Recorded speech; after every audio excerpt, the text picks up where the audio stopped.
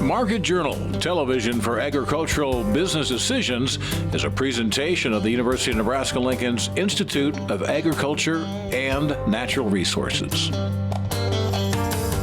Promotional support is provided by the Nebraska Farmer Magazine.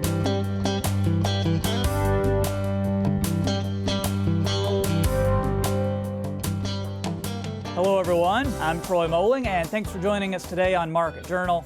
Glad you could be here for our first show of September. We've got lots to tell you about this week. And beginning the broadcast, farmers preparing for harvest have their eyes to the skies, hoping for favorable weather conditions.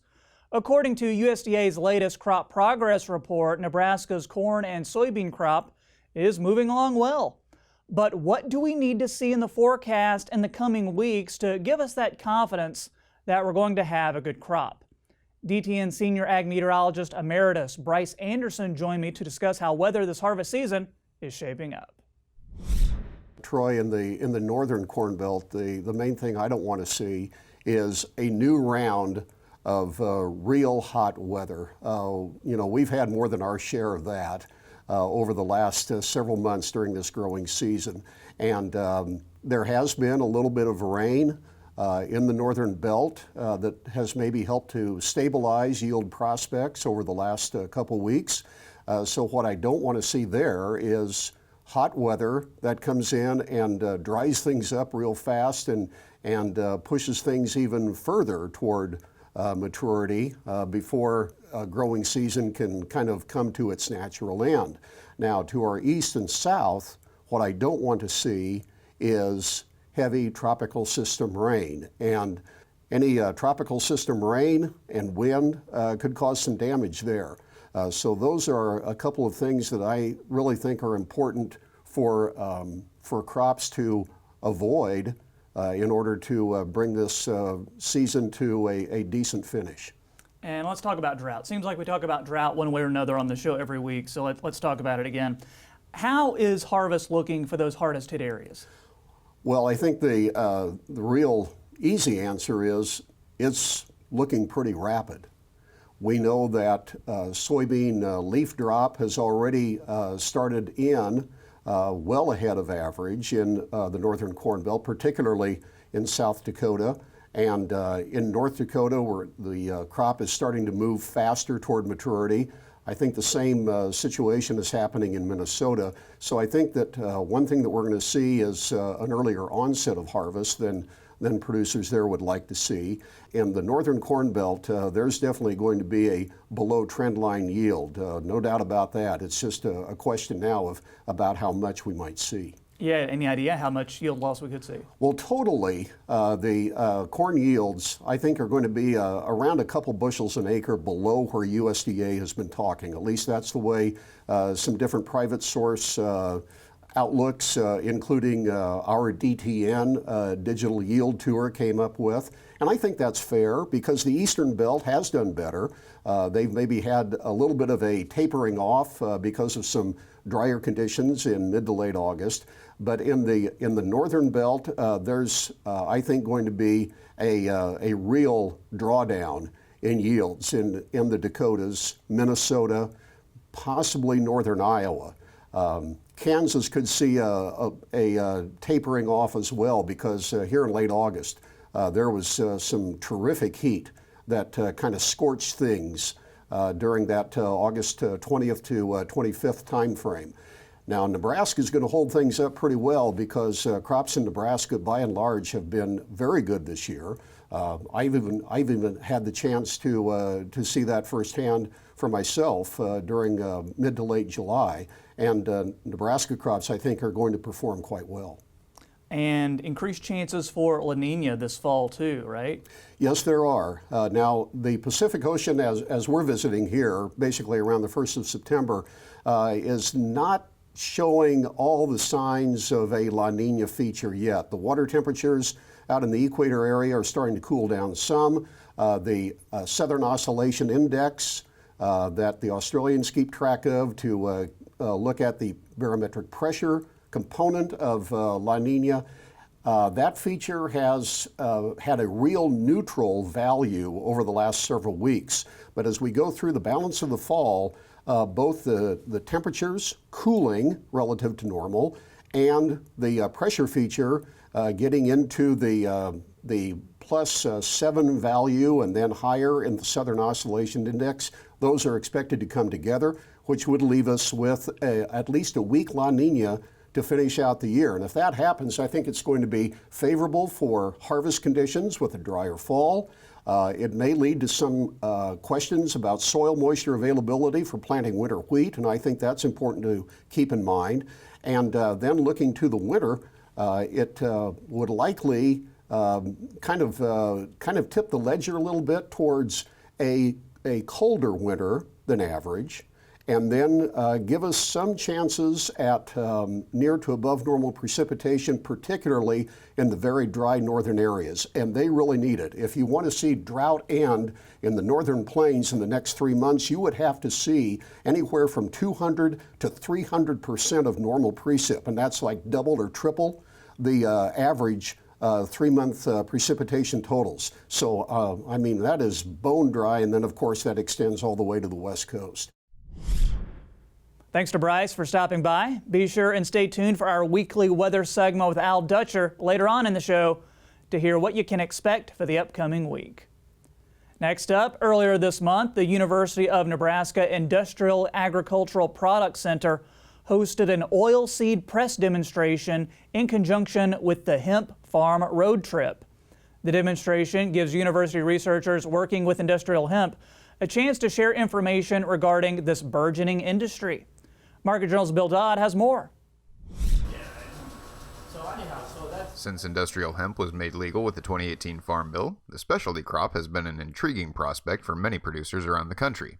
Furthermore, the work being done here at the University of Nebraska was intriguing enough for industrial hemp podcast producer Eric Hurlock of Lancaster, Pennsylvania, to make the trek to the University of Nebraska as a highlight of his 2021 National Hemp Tour. This tour aimed to give focus to the grain and fiber aspects of the hemp crop. And this summer, I went on a tour to sort of shine a light on fiber and grain producers and processors in the country, because it seems like over the past few years, CBD has sort of taken all of the oxygen out of the conversation around industrial hemp, and that's left a lot of farmers sort of burned, left holding the bag, not being able to sell their crops. And to me, the long-term potential of industrial hemp is in the industrial applications of fiber and grain, food and things we can make from it. So the hemp plant is essentially the raw materials of all the things we could be making. It sequesters carbon. It's a superfood. It's just there's so many positive reasons that farmers should be growing hemp. And it's sort of my mission to help educate them and remind farmers that there's more to this than CBD, and that it's not marijuana. It's agriculture. It's big ag. It's row crop farming. It's combines and drill presses, and it's agriculture, and it's going to be a great addition to the rotation. Throw it in with corn and soy, and we have this whole other industry, an industry that's not possible without farmers. We can't do this without farmers. So the mission of this tour is to remind farmers that we can't do this without them, and there's a lot of potential here.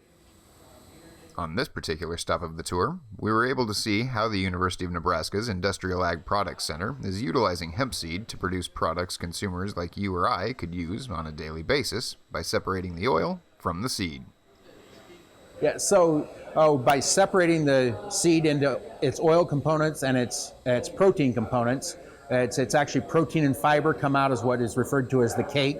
That's what's coming out of the end of the expeller, and then the oil is dripping out the bottom, and we've got some product comes through there, but we can then filter that off, and then the clean oil would be used like a vegetable oil for our cooking oils or frying oils, salad dressings, and it's got a different fatty acid profile, so has some of those nice desirable oils that people want that have the omega-3s is in them.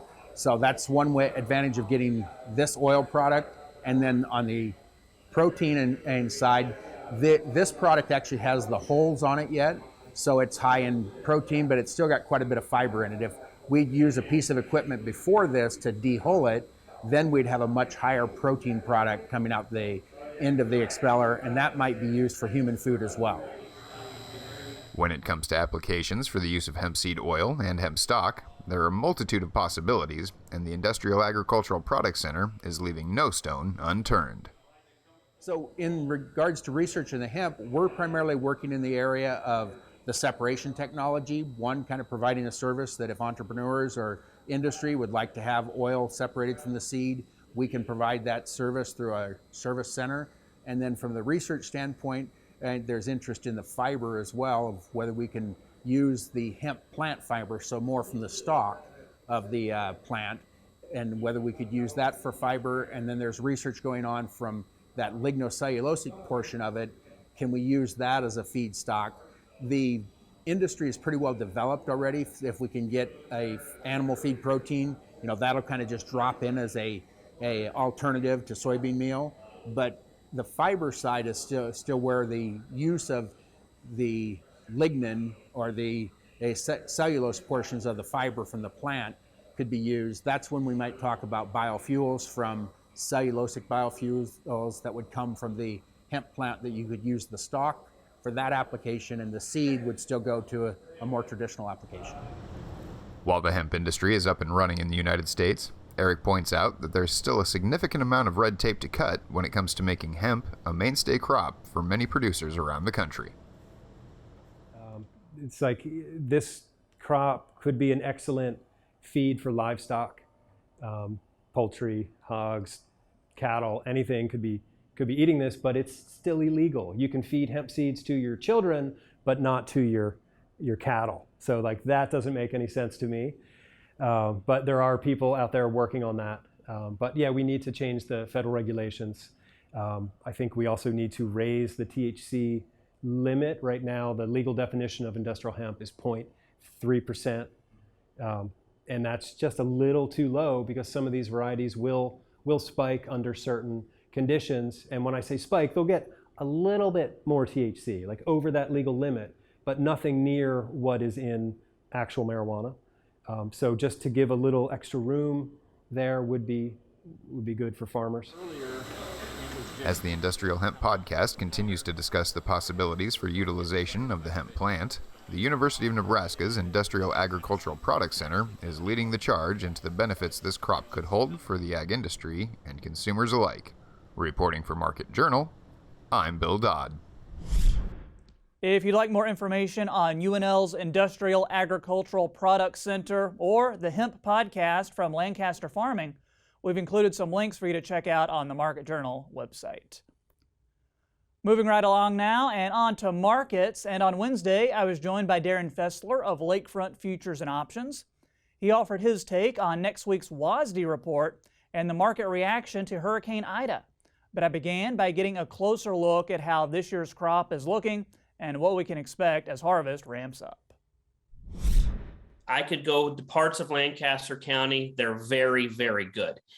I go to Seward County, where the dryland parts of Seward County, they obviously are a 180-degree difference between what Lancaster and Seward is. The models are still showing around that 175 on corn, upwards of that 50.5 to 51 on the beans. Now, granted, the models have been very, very consistent over the last 2 to 3 weeks, even though my bias, I'm looking at it with my own two eyes. How do we get to this 50 bushel? So, people kind of wondering, how are we continuing to decline here when we have these sales, when we have the weather issues on the beans? And I think it's a multitude of things here. Because one, if we look at the export sales, we are not on the pace for what the USDA projections are. And with the disruptions of Ida, slowing some exports down at the Gulf, we have to wonder, okay, are we going from a 140, 150 carryout to potentially a 250 carryout by December? But really, I think overall, I think this crop is good, but not great. And Darin, you touched on Hurricane Ida. Talk to me a little bit more about the biggest impacts we're seeing there and the pressure that it's putting on the markets. Yeah, as long as there's disruptions, power outages being the big one. Obviously, there's some infrastructure damage that has taken place. It's going to slow those exports down the Mississippi, and we're going to see some of that routed towards the PNW. That's already been talked about.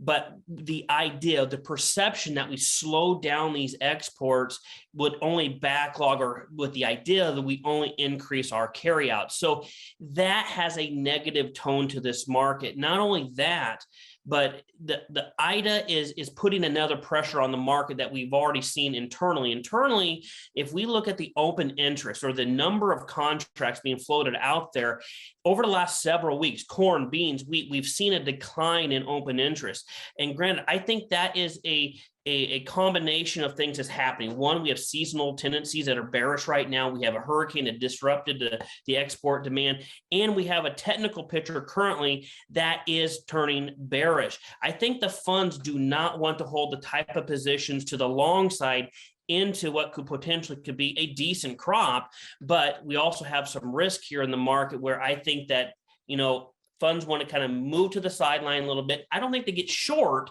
but I do think they want to lighten up on their long side of their position here. And I do think that in itself, we're below the 100-day on both the corn and the beans. That's another sign that the funds moving to the sideline here are at least lightening up on that long side. And could you talk to me about corn and soybean basis and what changes we could be seeing in that as harvest ramps up? Well, what we've seen in basis here so far, we've seen a collapse in the old crop basis. Not to be shocker by any means. I do think that we're not going to have a huge supply issue. Maybe the market had perceived earlier on this summer, where we did see quite a bit more strong basis. Now, what's going to be very interesting here, if we get out here and say early October, mid-October, and producers saying, boy, these crops just aren't there. Now, I think it's going to be a very localized issue where bases will be remaining strong. Now, granted, areas in North Dakota, yes, they've received recent rains, but the crop is what the crop is up there. Now, I believe the bases in those areas of the country are going to remain strong. Now, there's areas in Nebraska where once we get out there, we're probably going to see a weaker basis or much more of a normalized basis here. But I do think that I don't think we're going to go back to these minus 30, 40 bases, or, say, let's say 10 to 20 basis lower than what we historically would see this time of year. I do think we see relatively strong basis or historically, but I don't think it's going to collapse by any means. And Darin, September WASDE on tap for next week. What are you watching for? Well, one thing is, I think that we really have to hone in on these bean exports. Again, we are below the projections that we're having. I do think because of these IDA issues that we've dealt with in Louisiana, or going to continue to deal with over the next few weeks, how does the USDA handle this when it looks at, are we going to 200 or 250 carry out on the beans? I think that's very, very important. Where does the stocks use ratio fall in corn and beans? If corn gets under 7%, I do think we maintain this really choppy trade between, let's call it 520 and 580 to the upside. Granted, I'm going to continue to recommend my producers be 70% sold or hedged on new crop corn, 60% currently on new crop beans. I do think there's a lot of risk in these markets, but keep in mind, where there's risk, there is going to be opportunities, especially if on reownership, when I look at these option prices. And as we look ahead a few more weeks, what do you think we might see with that quarterly grain stocks report at the end of the month? Well, with the quarterly stocks, now there's going to be a lot of assumption that because of what had happened last year with the ratio, maybe we don't have the supply, and maybe we don't. The basis has been relatively strong the whole year, but what has happened recently with the basis kind of leads me to believe that we're not going to get a super bullish report in that quarterly stocks. And I think the same thing on the beans. So I think right now where the market's attention is, I think the attention right now is on outside markets. And I do think if we go along here, how does harvest progress? And with that, how does the Brazilians start off planting? Do they get it off on the ground going pretty good? And I do think the Brazilians will be fine. Once they get to the rainy season, we'll have to see, knock on wood. Hopefully those guys get some rain as well. Next week, we'll be joined by Frayne Olson from North Dakota State University. If you have a question you'd like for me to ask him, email us or get a hold of us on social media, and I'll pass that question along. Next up, the first ground was turned on a site west of Grand Island in the fall of 1977 in preparation for the first Husker Harvest Day show in 1978. Since then, the show has grown into one of the largest outdoor farm shows in the world and is the largest totally irrigated working farm show. In many ways, the roots of Husker Harvest Day started way back in the early 1900s with the hand corn husking competitions that were so popular across the state. Read all about those early contests along with the modern Husker Harvest Days in the September issue of Nebraska Farmer, and be sure to come out to this year's Husker Harvest Days September 14th through the 16th. Moving on now, and lately on the show, it seems we've been talking a lot about feed costs. For most livestock operators, a big chunk of their production costs will go toward feeding their animals. Hugo Ramirez works in the Animal Science Department at Iowa State University. He says there are some keys to producing high-quality corn silage. Just remember the 5 C's. The first is content, and Hugo recommends an optimum dry matter range of 32 to 35%. What we want in there is to have a combination of nutrients and biomass. And with that 32 to 35% dry matter, we are able to obtain a good combination of digestibility of fiber, starch content in the plant for the animal, and also the sugar content of the plant is going to be high. So it is important to keep those sugars in the plant. So if we go way outside of that range, let's say when it's getting too dry, then we have less sugars. We're going to have more starch, but less sugar. So it's going to be much harder to ferment. For the next C, chopping. 3/4 of an inch is a good number for the silage. The reason for that is that it's going to be a particle size that packs well, but it also provides physically effective fiber for the animal. So that means that it's going to help or maintain rumen health, and the animal can maintain regular digestive processes. And because loose silage is lost silage, proper compaction and covering shouldn't be ignored.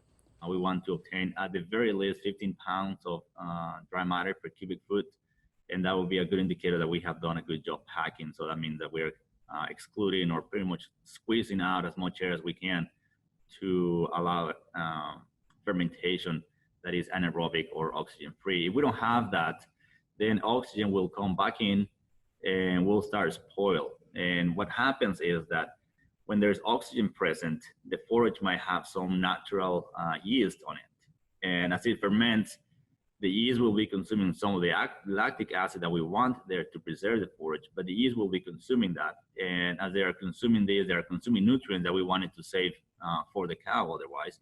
After we pack the silage, we use oxygen barriers, and it's a very thin film that it has, I like to call it more of a physical protection. It's almost like a chemical / physical protection, because those are engineered films that contain some polymers that pretty much repel oxygen.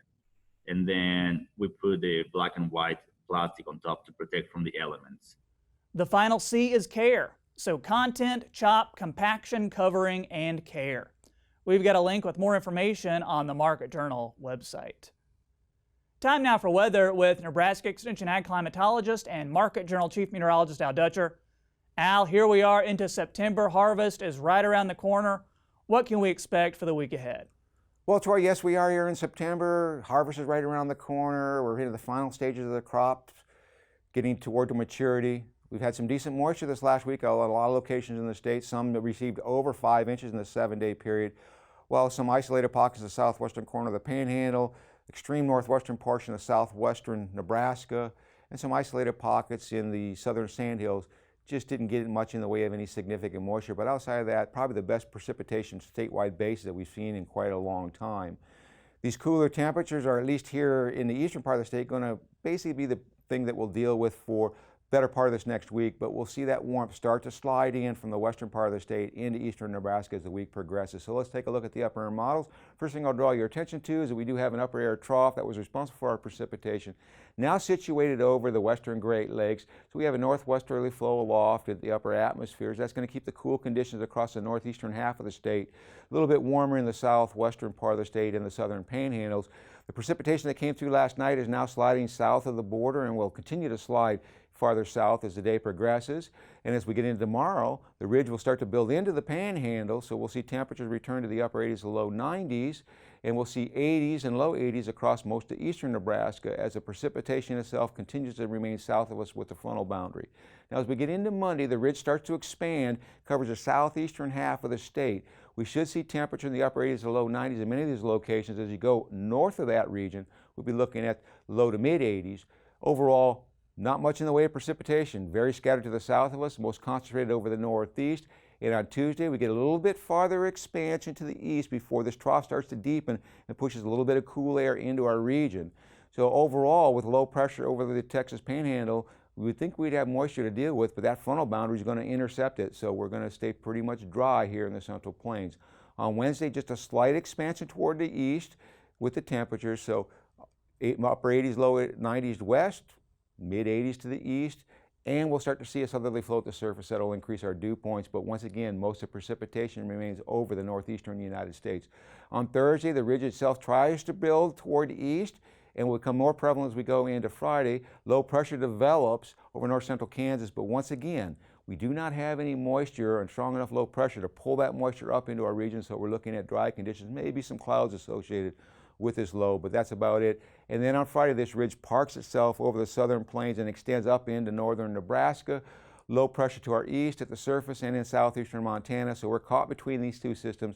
Nothing in the way of moisture, but we will see some very warm temperatures statewide, pretty much everybody in the 90s. As we look farther out into the future, next Thursday the following Tuesday, we still see that high pressure system aloft dominating the southern plains. That will probably start to break down as we get into the second half of next weekend, and we'll start to see this trough from the northwest moving in. And in terms of precipitation, above normal to our northwest, we're catching the tail end of this dryness here in Nebraska. By the time that we get the second half of the weekend, it looks like this trough will start to make its way into the northern plains, and we'll see increasing precipitation, particularly as Husker harvest days begins. Thanks, Al. That's going to do it for this week's show. Be sure to check out our socials for the latest Market Journal updates, and we hope to see you right back here next time. I'm Troy Moling. Thanks for watching, and have a great Labor Day.